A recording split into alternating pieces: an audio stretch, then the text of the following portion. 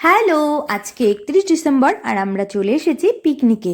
আজকে দিনে পিকনিক করব না সেটা তো একদমই হতে পারে না। আর পিকনিকে এসেই দেখছি কেউ আসেনি, তাই একটু বসে বোর হচ্ছিলাম। তারপরে আমাদের হাতে ধরিয়ে দিল গরম গরম চিকেন পকোড়া, সেগুলো আমরা খেয়ে নিলাম। আর অনুপম এদিকে এনে হাজির হয়েছে, ও খেতে শুরু করেছে। তারপরে আমাদের দেওয়া হলো কাটলেট। কাটলেট খেয়ে সবাই মিলে বাইরে আমরা এনজয় করতে চলে এসেছি। পিকনিক মানেই ডান্স আর খাওয়া দাওয়া, তাই আমরা খেয়ে দিয়ে ডান্স করতে শুরু করে দিয়েছি।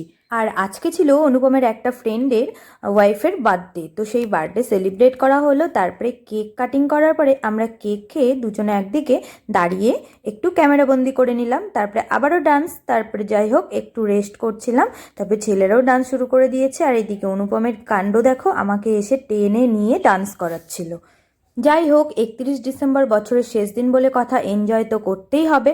আর কিছুক্ষণ পরেই 12টা বেজে গেলে আমরা সেলিব্রেট করব নিউ ইয়ারকে।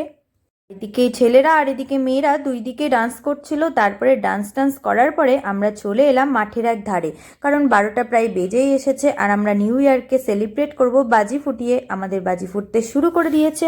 হ্যাপি নিউ ইয়ার সবাইকে।